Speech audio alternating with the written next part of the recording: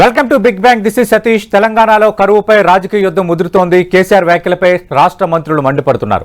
కేసీఆర్ ఫ్రస్ట్రేషన్లో మాట్లాడుతున్నారని ఉత్తమ్ భట్టి విమర్శలు గుప్పించారు. మరోవైపు కాంగ్రెస్ పాలనపై ప్రజలు కోపంగా ఉన్నారని హరీష్ రావు ఫైర్ అయ్యారు. అటు రైతు సమస్యలపై ఇవాళ బండి సంజయ్ దీక్ష చేపట్టనున్నారు. మొత్తంగా తెలంగాణ రాజకీయం మొత్తం రైతు చుట్టూ తిరుగుతోంది. అసలు కరువుకు కారకులు ఎవరు? ఇదే అంశంపై బిగ్ బ్యాంగ్ డిబేట్లో మాట్లాడబోతున్నాం. చర్చలో పాల్గొంటున్నారు సీనియర్ పొలిటీషియన్, ప్రస్తుతం బీఆర్ఎస్ శాసనమండలి సభ్యులుగా ఉన్న రవీంద్రరావు గారు, మరి కాసేపట్లో పీసీసీ ప్రధాన కార్యదర్శి అద్దంకి దయాకర్ గారు, అలాగే భారతీయ జనతా పార్టీ నేత సోలంకి శ్రీనివాస్ గారు డిబేట్లో జాయిన్ కాబోతున్నారు. రవీంద్రరావు గారు, మొన్న మీ పార్టీ అధినేత మాజీ ముఖ్యమంత్రి కేసీఆర్ 2 జిల్లాల్లో పర్యటించిన తర్వాత చేసిన వ్యాఖ్యలపై నిన్న కాంగ్రెస్ మంత్రులు అలాగే కాంగ్రెస్ నేతలు ఏ స్థాయిలో రెస్పాండ్ అయ్యారో చూసాం. అసలు ఈ పరిస్థితులు రావడానికి బీఆర్ఎస్ ప్రభుత్వమే కారణం. అప్పుడు చాలా అంశాల వల్ల అటు సాగునీటి పరంగా, తాగునీటి పరంగా, విద్యుత్ పరంగా చాలా నష్టాలు వచ్చాయి.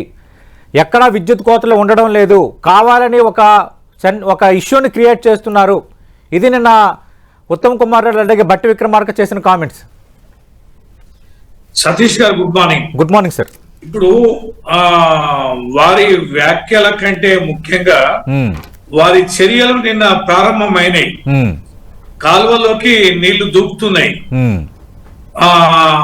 రిలీజ్ చేసినట్టుగా మనం ఈ రోజు మీడియాలో కానీ న్యూస్ పేపర్లో కానీ మనం చూస్తున్నాం. మొన్న కూడా కేసీఆర్ గారు వస్తున్న సందర్భంగా తుంగతుర్తి సూర్యాపేట కాలువలో కూడా నీటిని విడుదల చేయడం జరిగింది. అంటే ప్రజాక్షేత్రంలోకి పోయి యుద్ధం చేస్తేనే, గొడవ చేస్తేనే కేసీఆర్ కదిలితేనే నీరు వదులుతారా? అంటే కేసీఆర్ కదలక ముందు నీరు ఎందుకు వదలలే? నీరు ఉన్నా కూడా నీరు వదలకుండా కేవలం కాళేశ్వరం ప్రాజెక్టు మేడిగడ్డ దగ్గర పిల్లర్లు కుంగిపోవడం వల్ల ఈ ప్రాజెక్టు విఫలమైనందున, నీళ్లు లేనందున ఈ కరువు వచ్చింది. ఈ కరువు కారణం కేసీఆర్ గారే. పిల్లర్లు కుంగడంతో ప్రాజెక్టుల నీళ్ళని కూడా వదలాల్సి వచ్చింది. వదలడం వల్ల నీళ్లు లేవని చెప్పడం కోసం రాజకీయంగా రైతులని బలి పశువులు చేయడానికి కాంగ్రెస్ ప్రభుత్వం చేస్తున్న కుతంత్రం అనేది ఇవాళ బహిర్గతమైంది. ఇవాళ నీళ్ళు ఎందుకు రిలీజ్ చేశారు? మేము అన్నది కూడా అదే. నీళ్లు ఉన్నాయి, తాగునీరుకి ఇప్పుడున్న పంటలకి సరిపోను నీరున్నా కూడా మీరు విడుదల చేయడం లేదు. ఏ బ్యారేజీలలో, ఏ రిజర్వాయర్లో ఎంత నీరుందనేది మీరు వెరిఫై చేశారా? ఎన్ని టీఎంసీలు ఉన్నాయని చెక్ చేశారా? ఎంత అవసరం ఉందనేది మీరు కనీసం రివ్యూ చేశారా? అది చేయకుండా మేడిగడ్డ దగ్గర నీళ్లు వదిలితే మరి ఎందుకు ఇంత ఇబ్బంది అయింది? ఒక విషయం మీరు వినాలి సతీష్ గారు, ప్రజలకు అర్థం కావాలి. చెప్పండి. మేడిగడ్డ కింద తుపాకులగూడెం బ్యారేజ్ ఉంది. తుపాకులగూడెం బ్యారేజ్ అంటే దేవాదుల ప్రాజెక్టు. దేవాదుల దగ్గర పుష్కలంగా నీళ్లు ఉన్నాయి. అక్కడ చాలా నీళ్లు సముద్రంలో పోయి ఆ పోలవరంలో కూడా కలుస్తున్నాయి. అయితే ఆ దేవాదుల ప్రాజెక్టు ఎందుకు పంపింగ్ చేయడాలే? దేవాదుల వల్ల వరంగల్ సిటీ గాని, మా మహబూబాబాద్ జిల్లా గాని, జనగాం జిల్లా గాని, సిద్దిపేట జిల్లా గాని, భువనగిరి జిల్లా గాని, అదే రకంగా సూర్యాపేట జిల్లా గాని, ఇవన్నీ కూడా అనుసంధానమై ఉన్న దేవాదుల ప్రాజెక్టు తోటి తాగునీరు, సాగునీరు రెండింటికి పరిష్కారం అయింది. మరి దేవాదుల ఎందుకు పంపింగ్ చేయడాలే? దేవాదుల రిజర్వాయర్లు, దేవాదుల అనుసంధానమైన రిజర్వాయర్లని ఎందుకు ఇబ్బంది పెడుతున్నారు? నాగార్జున సాగర్ లో 50 టీఎంసీ నీరు వాడుకునే అవకాశం ఉంది. ఇవాళ పాలేరు డ్రై అయింది. పాలేరుకు మిషన్ భగీరథ తోటి 4 జిల్లాలు అనుసంధానమై ఉన్నాయి. ఇక్కడ మాద్రిపురం అని మరిపడ పక్కన పెద్ద వాటర్ ప్లాంట్ ఉంది, మిషన్ భగీరథ. పాలేరు డ్రై అయింది. పాలేరులకి సాగర్ నుంచి నీళ్లు పంపింగ్ చేయడాలి. లెఫ్ట్ కెనాల్ నుంచి పంపింగ్ చేసే అవకాశం ఉంది. మరి తాగునీరు వాడుకోవడానికి కూడా అవకాశం ఉంది. ఎందుకు పాలేరును మొట్టమొదటిసారి ఇంత డ్రై స్థితికి తీసుకెళ్లి మంచినీళ్లు సప్లై చేయలేని దుస్థితికి తీసుకెళ్లారు? అంటే కేవలం రాజకీయంగా కక్ష తెచ్చుకోవడం తప్ప మరొకటి కాదు. మేము మిషన్ కాకతీయ ద్వారా చెరువుల నిర్మాణం చేశాం. మేము అనేక చెక్ డ్యాంలు కలిసాం. వాగుల మీద, వంకల మీద కట్టని ప్రదేశం అంటూ లేదు, నిలబడి ప్లేస్ అంటూ లేదు. ఎన్నో రిజర్వాయర్ల నిర్మాణం చేసినాం. అన్ని చోట్ల నీరుంది. వాటన్నిటికీ మిషన్ భగీరథ అనుసంధానమై ఉంది. ఓకే. మిషన్ భగీరథ ఫోర్స్ లోకి రావాలంటే కరెంటు నిరంతరాయంగా ఉండాలి. కరెంట్ అబ్స్ట్రక్షన్ వస్తే మిషన్ భగీరథ ప్రోగ్రామ్ అనేది ఫెయిల్ అవుద్ది. అంటే రవీంద్రరావు గారు ఎక్కడ కరెంటు సరఫరాలో సమస్యలు లేవు, రాష్ట్రంలో కరెంటు సరఫరాకు డోకా లేదు, ఎక్సెస్ కరెంట్ కూడా ఉంది, కావాలని క్రియేట్ చేస్తున్నారు. కేసీఆర్ కూడా మీడియా సమావేశంలో మాట్లాడుతూ కరెంటు పోవడం కూడా దాని వెనుక అదొక పెద్ద డ్రామా క్రియేట్ చేయడమే అని నిన్న ఉత్తమ్ కుమార్ రెడ్డి, బట్టి విక్రమార్క ఆరోపణలు చేస్తున్నారు. కూడా ఎలాంటి సమస్యలు లేవంటున్నారు. సతీష్ గారు, మీ ద్వారా ప్రజలకు కూడా తెలవాలి. చెప్పండి సార్. విద్యుత్తు అనేది ఒక అర్ధ గంట గంట పోయినా కూడా మిషన్ భగీరథ ప్రాసెస్ ఇబ్బంది అవుతుంది. అది ఏది ఎక్కడి నుంచి అయితే రిజర్వాయర్ నుంచి మనం నీళ్లు పైపుల ద్వారా ఆ గుట్టల మీద పంపించి అలాగే సంపులకు పంపించి సంపుల నుంచి మళ్ళీ గుట్టల మీదకి ఎక్కించి గుట్టల నుంచి మన ట్యాంకులలో పంపించే సిస్టమ్ లో ఎప్పుడు పవర్ పోయినా కూడా టోటల్ సిస్టమ్ కొలాప్స్ అవుద్ది. ఇది అర్థం చేసుకోవాలి. వారు ఎంతసేపు విద్యుత్ అంటే సాగునీరు కోసం అనుకుంటా మీ 20 గంటలు ఇస్తాను, 15 గంటలు ఇస్తాను, రైతులు సాలంటారు, ఇదంటారు. అది ఒక విధానం. రైతులకు సంబంధించే విద్యుత్తు ఒకటి అయితే మిషన్ భగీరథకి ఇచ్చే విద్యుత్తు మాత్రం ఎట్టి పరిస్థితుల్లో కూడా అబ్స్ట్రక్షన్ రావద్దు. రవీంద్రరావు గారు ఖచ్చితంగా అవన్నీ మాట్లాడదాం. ప్రస్తుతం డిబేట్ లో జాయిన్ అవుతున్నారు పిసిసి ప్రధాన కార్యదర్శి కాంగ్రెస్ నేత అద్దంకి దయాకర్ గారు. దయాకర్ గారు, కేసీఆర్ ఎప్పుడైతే రంగంలోకి దిగారో, ఎప్పుడైతే రైతు సమస్యలను తెలుసుకోవడానికి సిద్ధమయ్యారో, నిన్నటి నుంచి చర్యలు ప్రారంభించారు. అన్ని జిల్లాల్లో అందరూ చెప్పుకుంటున్నారు. అంటే కేసీఆర్ రంగంలో దిగి రైతులకు సమస్య ఉందనో, కరువుతో విలువలాడుతున్నారనో ఆయన చెబితే గానీ, ఆయన ఎత్తు చూపితే గానీ రాష్ట్ర ప్రభుత్వానికి తెలియదా? ఇది రవీంద్రరావు గారు చెప్తున్న మాట.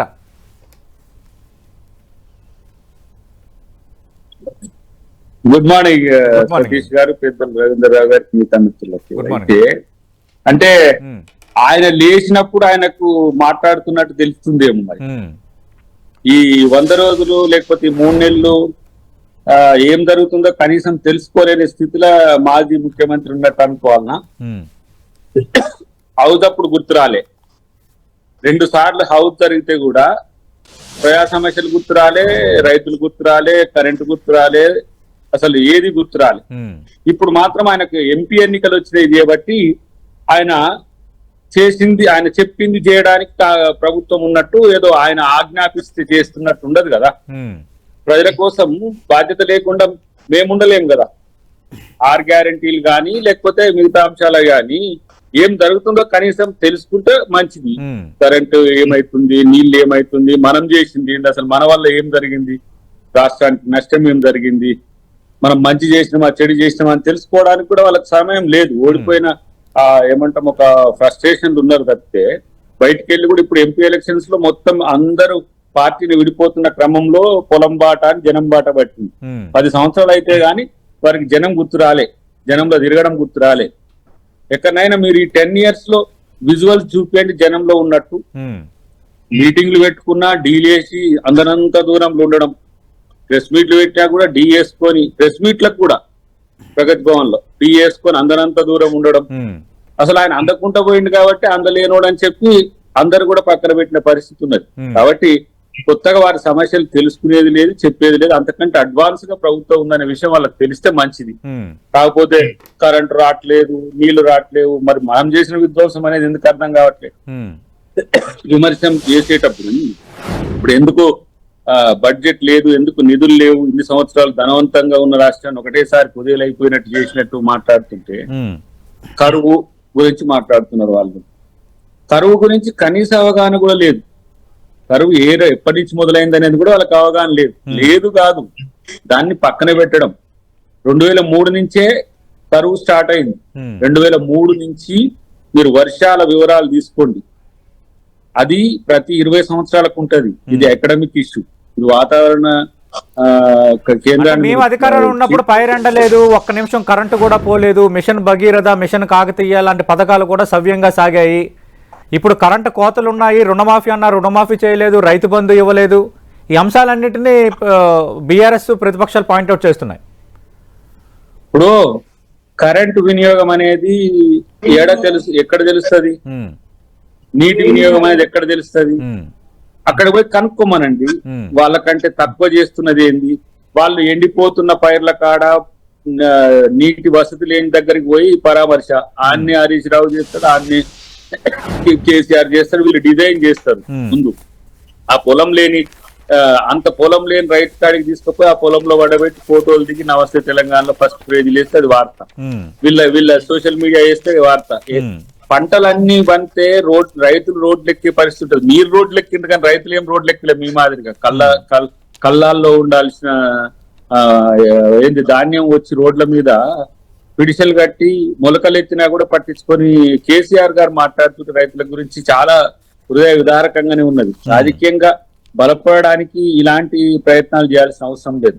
డెఫినెట్ గా మాజీ ముఖ్యమంత్రిగా వారు వారి సందర్శనలో వాళ్ళ నోట్స్ వచ్చినాయో కంపల్సరీ అవి పంపించమనండి, సీఎంఓకి పంపించమనండి, అగ్రికల్చర్ ఆఫీసర్కి పంపించమనండి, అగ్రికల్చర్ మినిస్టర్ కు పంపించమనండి. దానికి సంబంధించి మేము పరిశోధించి లేని అంశాలు ఏమైనా కొత్తగా వారి ఉంటే వారిని కూడా గౌరవించి వాటిని పరిష్కరిస్తాం. పంట నష్ట పరిహారానికి సంబంధించి వారు ఒక సూచన చేసిండ్రు. డెఫినెట్ గా పంట నష్ట పరిహారానికి సంబంధించి వాళ్ళెప్పుడు గతంలో ఒక 10,000 రూపాయలు భద్రాచలంలో ప్రకటించినట్టు, కానీ పంట నష్ట పరిహారం అనేది కాంగ్రెస్ పార్టీ చరిత్ర నుంచి చేసుకుంటూ వచ్చింది. అలాంటి ఎన్యూమరేషన్స్ వాళ్ళ కార్యకర్తలతో కాదు, ప్రభుత్వ వ్యవస్థతో నడుస్తున్నది. అది వారు తెలుసుకోలేకపోతే మనం ఏం చేయలేం. కాబట్టి విమర్శ కోసం విమర్శలు చేస్తే అది ఆయనకేం వన్నది లేదని నా అభిప్రాయం. రవీంద్రరావు గారు విమర్శల కోసం విమర్శలు చేస్తే అది మీకే నష్టం అంటున్నారు అద్దంకి దయాకర్ గారు. ఒకటి. రెండోది, నిన్న మంత్రులు స్పందన కూడా మనం చూసాం. ప్రధానంగా విద్యుత్ వినియోగంపై పదే ప్రస్తావన చేస్తున్నారు కాబట్టి ప్రతి నెల మార్చిలో వినియోగం కంటే ఈసారి మార్చిలో ఎక్కువ వినియోగం అయ్యిందని మంత్రులు చెప్తున్నారు. ఏప్రిల్ మే నెలలో సరిపడా విద్యుత్ ఇచ్చేలా ఆల్రెడీ ప్రణాళికలు సిద్ధం చేస్తాం. ఈసారి మే నెలలో కూడా విద్యుత్ కోతలు ఉండవు. సూర్యాపేటలో జనరేటర్తో కేసీఆర్ సమావేశం పెట్టి మధ్యలో మైక్ సరిగ్గా పనిచేయకపోతే కరెంటు పోతుందని కట్టుకథలు చెప్పి ప్రజలని మభ్యపెట్టడం, ప్రజలని పక్కదారి పట్టించడం చేస్తున్నారు. ఇది నిన్న మంత్రులు పాయింట్అవుట్ చేసింది. విద్యుత్ వినియోగం సంబంధించి, విద్యుత్ పంపిణీకి సంబంధించి అన్ని రకాలుగా సంసిద్ధంగా ఉన్నాము, మే నెలలో కూడా కోత ఉండదని కరాఖండికి చెప్తున్నారు. విద్యుత్కు సంబంధించి ఏంటంటే వినియోగానికి తర్వాత సప్లైకి మధ్యన ఉన్న గ్యాప్ను మా ప్రభుత్వం ఉన్నప్పుడు మేము ఆ కొనుగోలు చేస్తుండేది. పవర్ గ్రిడ్ తోటి అనుసంధానం అయిపోయి ఎప్పుడు ఎంత అవసరం ఉంటే ఆ నిమిషంలో మేము కొనుగోలు చేస్తుండేది, దాన్ని బ్యాలెన్స్ చేస్తుండేది. వీరు ఆ కొనుగోలు చేయడం లేదు. డిమాండ్ కు ఎక్కువ స్థాయిలో అక్రమాలు జరిగాయి కదా కాంగ్రెస్ ఆరోపణ. మీరు వినండి, అక్రమాలు జరుగుతారే విచారణ చేయమనండి, ఎవడొద్దన్నాడు? మీ బతకంతా ఇప్పుడు విచారణ చేయడమే, గత ప్రభుత్వాన్ని ఆడిపోసుకోవడమే, గత ప్రభుత్వం గురించి మాట్లాడమే. ఇంకెంతకాలం మాట్లాడతారు? జనాలకి విరక్తి వచ్చి రోడ్డు మీదకి వచ్చి మిమ్మల్ని ఊర్లలో తిరిగే రోజులు వచ్చే నరక మిమ్మల్ని ఇట్లనే మాట్లాడుతుంటారు. అది వదిలేయండి అంటున్నాం. ఊరికి 6 గ్యారెంటీ అమలు పరిచినాం అంటారు. ఏం 6 గ్యారెంటీలు అమలు పరిచారు? ఒక ఉద్యాన బస్సులు ప్రయాణం తప్ప ఏమైనా కరెంటు 0 బిల్లులు పేమెంట్ చేసిండ్రా? లేకపోతే గ్యాస్ సిలిండర్ 500 రూపాయలు పేమెంట్ చేసిండ్రా? లేకపోతే బోనస్ 500 ఏమైనా పేమెంట్ చేసిండ్రా? మహిళలకు 2500 ఏమైనా పేమెంట్ చేసిండ్రా? ఇలా రుణమాఫీ ఏమైనా పేమెంట్ చేసిండ్రా? ఇవాళ ఏది మీ 6 గ్యారెంటీలలో ఉన్న 13 హామీలకు సంబంధించి ఒక్క ఆర్టీసీ బస్సులలో ఎక్కి తిప్పడం తప్ప మహిళల్ని ఏ ఒక్కటి సంబంధించి కూడా మీ పేమెంట్ అనేది, కార్యాచరణ అనేది జరగలే. ప్రకటనలకే పరిమితమైనరు. ఇంకా సూర్యాపేట దాన్ని కూడా ఎంతేవో చేస్తే సూర్యాపేటలో ఏసీలకి జనరేటర్ ఉంది, బట్ మైక్ సిస్టానికి మాత్రం కరెంటే ఉంది. మరి దాన్ని మీరు కూడా రాజకీయంగా చేసి ఏకశక్యాలు చేసి మాట్లాడితే ఎవరేం చెప్పలేరు. మా అన్న అద్దెకి దగ్గర తుంగతుర్తి ప్రాంతవాసుడే. కేసీఆర్ గారు వచ్చే ముందు కాలువల నీళ్లు వదిలినారు, చాలా చోట్ల పంటలు ఎండిపోతున్నాయి. తిరుమలగిరి మండలం తుంగతుర్తి నియోజకవర్గంలో ఎకరాల కొద్ది దాదాపు 20,000 ఎకరాలు ఎండిపోతున్నాయి. కాలువల నీళ్లు ఎప్పుడు వదిలేరో చూడమనండి. తీరే కేసీఆర్ గారు రావడానికి ఒక రోజు ముందు దయాకర్ గారు మీ నియోజకవర్గం అంశాన్ని కేస్ స్టడీగా రవీంద్రరావు గారు ప్రస్తావిస్తున్నారు. కేసీఆర్ వస్తున్నారని తెలిసి కాలువల్లో నీళ్లు వదిలారు, పంటలు ఎండిపోతున్న మాట వాస్తవం కాదా? రైతులు రోడ్లపైకి వస్తున్న మాట వాస్తవం కాదు, ఇంకెక్కడికో ఎందుకు తుంగతుర్తికే వెళ్దాం అంటున్నారు రవీంద్రరావు గారు. ఇప్పుడు వారికి కూడా సూర్యాపేటతో సంబంధం ఉంది, తుంగతుర్తితో సంబంధం ఉంది. ఇప్పుడు చూడమనండి, ఇప్పుడు పోయి చూడమనండి, కెనాల్ వస్తుందా రావట్లేదా? మీరు 69 DBM కంప్లీట్ చేయలేదు, మాకు లింక్ ఏమి ఇవ్వలేదు. మేము ఇప్పుడు చేసుకోవాలి. రుద్రారం చెరుకు కేసీఆర్ వస్తున్నారని తెలిసి ముందు రోజు కాలువలో నీళ్లు విడుదల చేశారంటున్నారు. ఎవ్రీ వీక్ తో పాటు ఒక 2-3 డేస్ ఆపి మళ్ళీ వీక్ తో పాటు 2-3 డేస్ ఆపి ఇవ్వడం అనేది అది ఒక రివాజు. అది వారి కాలం నుంచి కూడా ఉన్నదే. రెగ్యులర్ గా పోతే అంటే మనము ఈ DBMs కరెక్ట్ గా కనుక సెట్ చేసుకుంటే ఏమవుతుండే అంటే ఇప్పుడు ఫీడర్ ఛానల్స్ మొత్తం రూటింగ్ అవుతుండే. అది చేయలేదు వాళ్ళు.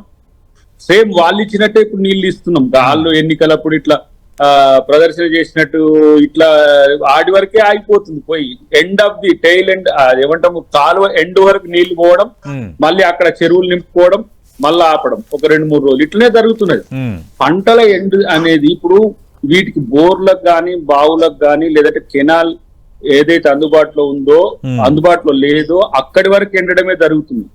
బోర్ బావులు మిగతా వాటి ఉన్న కాడ కూడా పంటలు పండుతున్నాయి. కానీ ప్రతి ఎండాకాలంలో కొంత పంట నష్టపోవడం అనేది జరుగుతుంది. వాటికి సంబంధించిన వివరాలు సేకరించి కూడా వాళ్ళకి పంట నష్టపరిహారం కూడా ఇస్తాం. అదేం పెద్ద సమస్య కాదు. కానీ పవర్ పోతుంది అనే దాని దగ్గర మీరు ఆలోచించండి. పవర్ ఎక్కడ కూడా గతంలో ఎట్లా ఉందో తెలంగాణలో అట్లే కంటిన్యూ అవుతున్నది. అంతకంటే ఇంకా ఎండాకాలము ఏమంటాం డిమాండ్ ఎక్కువ ఉంటది. వాటికి తగ్గట్టు కూడా తెచ్చిపెట్టినామని చెప్పేసి భట్టి గారు నిన్ననే వారు విద్యుత్ శాఖ మంత్రిగా ఉన్న వారి సమాధానం కూడా చెప్పారు. మాజీ ముఖ్యమంత్రి స్థాయి వ్యక్తి ఇలాంటి అబద్ధాడడం మంచిది కాదని చెప్పడం జరిగింది. ఇంకొక మాట చెప్పాలి ఇక్కడ ఏంటంటే ఇప్పుడు ప్రతి 20 సంవత్సరాల్లో వచ్చే ఈ నష్టం అనేది ఈ వచ్చే సౌత్ ఇండియాలోనే ఉంటది. ఈ అన్ని నదులకు సంబంధించి సౌత్ ఇండియాలో ప్రతి 20 సంవత్సరాలకి ఇలాంటి లానినా ఎఫెక్ట్ తో వస్తుంది. కానీ అది తెలిసినా కూడా ఇప్పుడు కర్ణాటకలో కనీసం తాగడానికి మంచినీళ్ళు లేవు.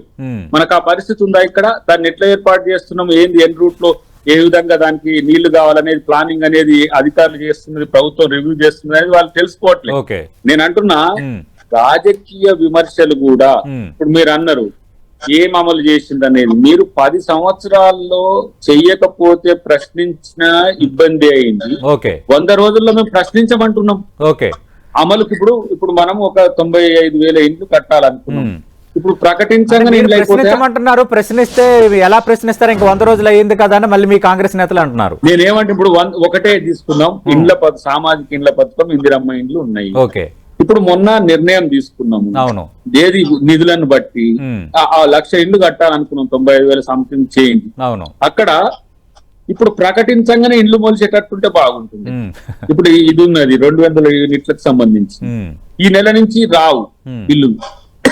జీరో బిల్స్, ఏది జీరో టికెట్ ఎట్లా వస్తారు. ఉద్యోగాలకు సంబంధించి వాళ్ళు కంప్లీట్ చేసి ఇవ్వని కూడా మేము ఫుల్ఫిల్ చేసి వాళ్ళకు ఉద్యోగాలు ఇచ్చినాం కదా. ఎందుకు ఆ ఉద్యోగాలు ఆపి కొన్ని వాళ్ళే తయారు చేసి వాళ్ళు మీరు ఇవ్వాల్సిన కాంగ్రెస్ ఇచ్చింది అంటే మీరు ఇవ్వాల్సిన ఎందుకు డిలే చేసింది? ఎన్నికల కోసమే చేసింది. ఇలా మిగతా అంశాల్లో మహాలక్ష్మి పథకం కూడా RBI డెఫినెట్ గా ఒప్పుకోవాలి దానికి. అంటే దాని ఆథెంటికేషన్ రావాలి. మనకుండే మిగులును బట్టే రైతు రుణ మాఫీ గాని తర్వాత మహాలక్ష్మి పథకంలో మహిళలకు 2,500 లబ్ధిదారుల ఎంపిక వాటికి సంబంధించి అన్నా రైట్. తులం బంగారం ఉందంటున్నారు ఖచ్చితంగా. అవన్నీ మాట్లాడదాం. నువ్వేమో బంగారం బిందెలు పెట్టినాం అనుకుంటే లంక బిందెలు ఉన్నాయనుకుంటే అన్నీ మట్టి బిందెలు ఉండి ఏం చేయాలి? మేమేం పథకం వీటికి వచ్చి చూసినాక కానీ మొత్తం తేలిని ఏంటంటే ఉత్తే.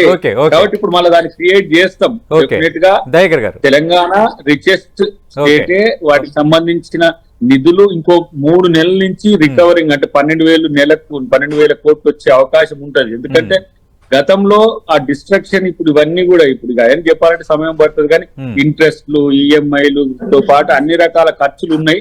వాటిని తీసుకుంటూనే మనం అనుకున్న 54,000 కోట్లే మొత్తం పథకాలకు వచ్చేది. పెద్ద ఏం ఖర్చు కాదు. చేసే అవకాశం ఎక్కువ. రైట్. ప్రస్తుతం ఫోన్ లైన్ లో ఉన్నారు బీజేపీ నేత సోలంకి శ్రీనివాస్ గారు. శ్రీనివాస్ గారు, ఈరోజు మీ పార్టీ నేత ఎంపీ బండి సంజయ్ రైతు దీక్ష చేపట్టారు. అలాగే మొన్న కేసీఆర్ రైతు సమస్యలపై మాట్లాడారు. అసలు ఏంటి అంటే ఆల్రెడీ దీనికి కేసీఆర్ మాట్లాడిన దానికే మంత్రులు పూర్తి స్థాయిలో వివరణలు ఇస్తున్నారు. ఆ పరిస్థితులు లేవంటున్నారు. ఏదో ఒక హడావుడి క్రియేట్ చేస్తున్న ప్రతిపక్షాలు అంటున్నారు. ఒకటి సతీష్ గారు, వాస్తవానికి ఎదురైతే ఈ వర్షాభావ పరిస్థితులు కానీ అంటే మనం అంటాం కదా అతివృష్టి అనావృష్టి అనేటువంటివి అవి ప్రకృతి వైపరీత్యాలు రావద్దనే కోరుకోవాలి ఫస్ట్. సరే ఈ రోజు టిఆర్ఎస్ పార్టీ ఆరోపిస్తున్నట్టు అంటే దక్షిణాదిలో అన్ని రాష్ట్రాల్లో ఈ పరిస్థితులు ఉన్నాయని ఇప్పుడు అద్దంకి దయాకర్ గారు చెప్తోంది. కొంత రిపోర్ట్ అవుతున్నా కూడా మిగతా రాష్ట్రాల్లో కూడా కొంచెం ఇదే పరిస్థితి ఉంది అని. అదే కొంతవరకు మనం కాదనలేనటువంటి పరిస్థితి. ఇప్పుడు బెంగళూరు లాంటి మహానగరంలో తాగడానికి నీళ్లు లేక జనాలు కష్టాలు పడుతున్నటువంటి వార్తలు రోజు చూస్తూనే ఉన్నాం మనం. సరే మరి అక్కడ కూడా కాంగ్రెస్ ప్రభుత్వం వచ్చినందుకే, లేకపోతే వాళ్ళు ఏమైనా కరువును కొన్ని తెచ్చుకొచ్చిన టీఆర్ఎస్ పార్టీ సంబంధించినటువంటి నాయకులు ఆరోపిస్తున్నట్టుగా అనేటువంటిది దానికి నేను సమాధానం చెప్పలేను. కానీ సహజంగా అయితే ఇటువంటి అయితే పరిస్థితులు రావద్దని కోరుకోవాలి. కాకపోతే ఒకటి నేననేది ఏంటంటే ఈ రోజు ఉన్నటువంటి టిఆర్ఎస్ ప్రభుత్వము గతంలో ఏదో వాళ్ళు బ్రహ్మాండాన్ని బద్దలు చేసినట్టుగా, లేకపోతే వాళ్ళు ఎక్కడ లేనటువంటి రైతు సమస్యలన్నిటిని వాళ్ళే తీర్చేసినట్టుగా ఈ రోజు ఏదో ముందుకు రావడం ఏదైతే ఉందో 10 సంవత్సరాలు రైతులను నట్టేట ముంచేసి దేశంలోనే ఎన్సీఆర్బి రిపోర్టు ప్రకారము అత్యధిక రైతులు ఆత్మహత్య చేసుకున్నటువంటి రాష్ట్రాలలో తెలంగాణ రాష్ట్రం కూడా ఉన్నది. 2వ స్థానంలో 3వ స్థానంలో ఎన్సీఆర్బి రిపోర్ట్ చెప్తా ఉన్నది. సో ఈ రకంగా రైతుల ఆత్మహత్యలు ఒకవైపు నీ యొక్క అసమర్థత పాలన, నీ చేతగాని పాలన కారణంగా రైతులు ఆత్మహత్య చేసుకున్నటువంటి నీ పాలనను పక్కన పెట్టేసి అంటే కాంగ్రెస్ పై కేసీఆర్ చేస్తున్న ఆరోపణలు అసంబద్ధమైన అంటారా? నేను సంబద్ధమైనవా అనేటువంటి జోలికి పోవట్లేదు. కానీ నువ్వు చేసింది ఏంటి, నువ్వు చేసినటువంటి ఘనకార్యం ఏంటిదా అంటున్నా. నీ 10 ఏళ్ల కాలంలో కూడా జరిగింది ఇదే కదా. ఈ రోజు ఏదో పార్లమెంట్ ఎన్నికలు రాబోతున్నాయి. సహజంగా ఉన్నటువంటి పబ్లిక్ మూడ్ ఏముందంటే టీఆర్ఎస్ పార్టీ అనేటువంటిది ఎక్కడ కూడా లేదు, అసలు సీన్ లోనే లేదు. ఉంటే కాంగ్రెస్ బీజేపీకి మధ్యనే పోటీ ఉంటుంది అనేటువంటి వాతావరణం ఒకవైపు ఉన్నప్పుడు వీళ్ళు ఏంటంటే ఏదైనా మనకు ఒకటో 2 సీట్లు రాకపోతాయా, ఆ 1-2 కూడా గెలుచుకోకపోతే మన పరిస్థితి ఎటుగా అన్నటువంటి పరిస్థితి అయిపోతుంది. మనం ఇక్కడ ఈ తెలంగాణ రాజకీయాల నుండి నిష్క్రమించేటువంటి పరిస్థితి ఏర్పడుతుంది. కాబట్టి ఏం చేయాలంటే ఒకటో శ్రీనివాస్ గారు ఒక్క నిమిషం. రవీంద్రరావు గారు బీజేపీ నేత సోలంకి శ్రీనివాస్ కామెంట్స్ చూశారు. అలాగే కొద్దిసేపటి కిందట అద్దంకి దయాకర్ గారు మాట్లాడారు. నిన్న పట్టి విక్రమార్క అలాగే ఉత్తమ్ కుమార్ రెడ్డి కూడా. అంటే ఇంకా పార్టీ పరిస్థితి ఏం జరుగుతుందో ఒక అయోమయంలో ఉన్నారు. కేసీఆర్ ఫ్రస్ట్రేషన్లో ఉన్నారు. అందుకు ఒక ఎన్నికల స్టంట్ లాగా ఈ రైతు సమస్యల పైన రైతుల కోసం లేదంటే తెలంగాణ కోసం నేనే ఉన్నానన్న అంశాన్ని క్రియేట్ చేస్తున్నారు. అటు బీజేపీ కాంగ్రెస్ కామన్ గా ఆరోపిస్తున్న అంశం ఇది. ఇప్పుడు ఎన్నికలు ఉన్నాయి కనుకనే ఈ 2 రాజకీయ పార్టీల యొక్క విధానం ఏంటో ప్రజలకు తెలుస్తారు.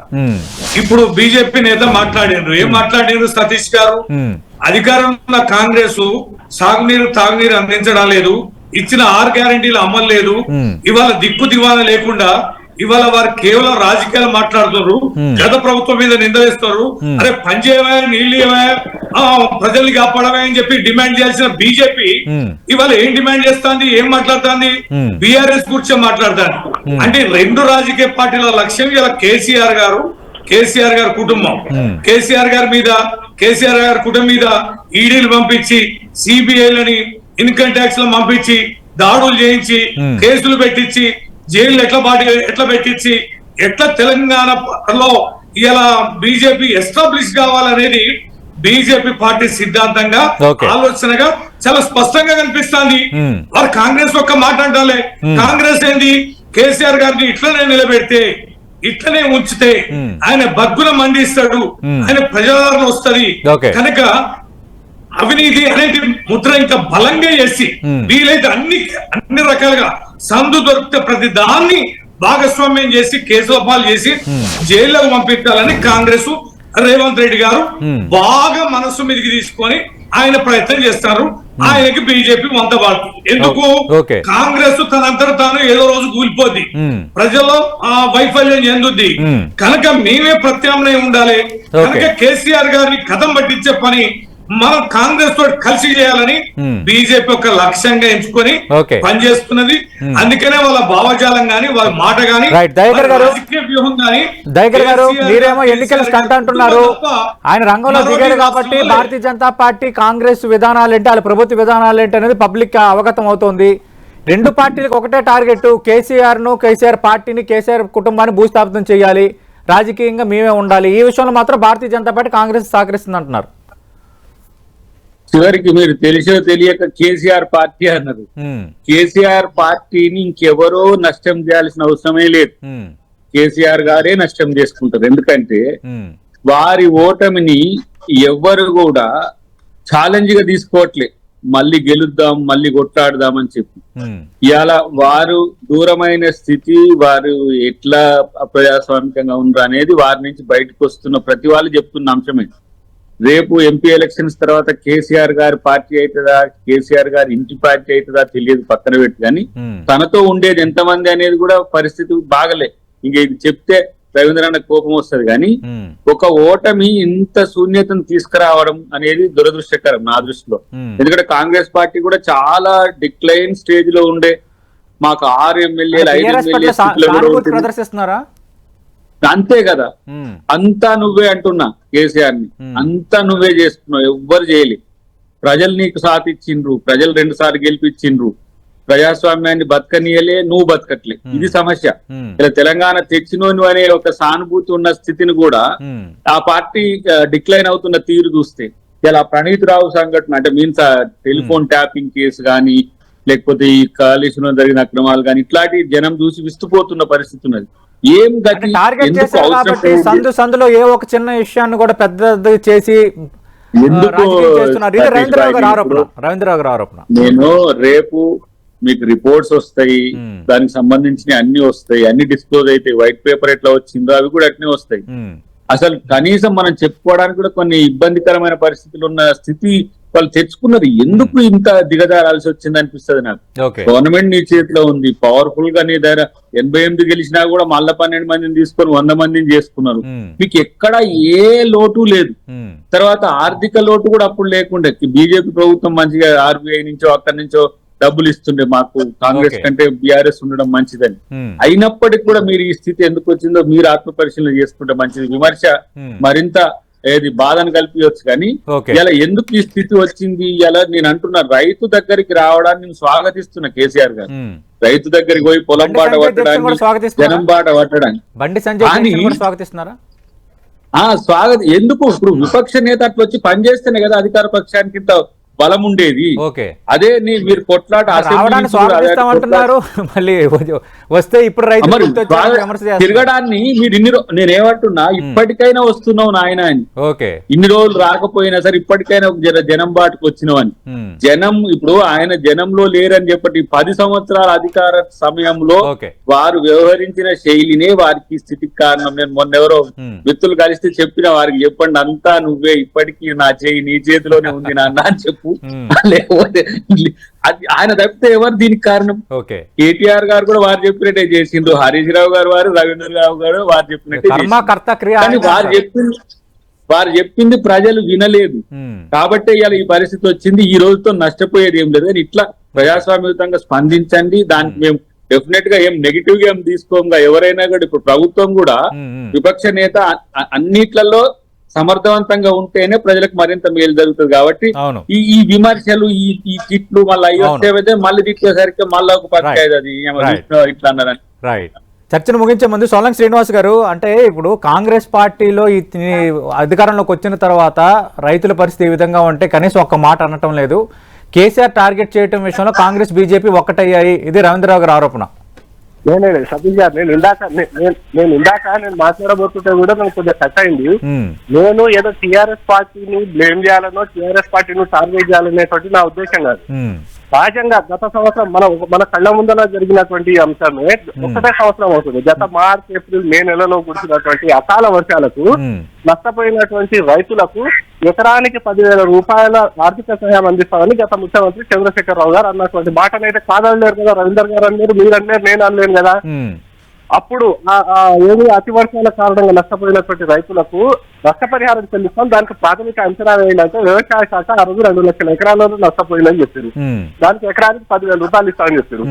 ఏప్రిల్, మే నెల 15వ తారీఖు నాడు 15, 16, 17 తారీఖులను కూడా నాకు తెలిసి ఆ తారీఖులలో ఆ రైతులను పరామర్శించినటువంటి చంద్రశేఖరరావు గారు మరుసటి రోజు అయితే 17వ తారీఖు నాడు పరామర్శిస్తే 18వ తారీఖు నాటికి వాళ్ళ అకౌంట్లలో 10,000 రూపాయలు నష్టపరిహారం ఇస్తామని చెప్పారు.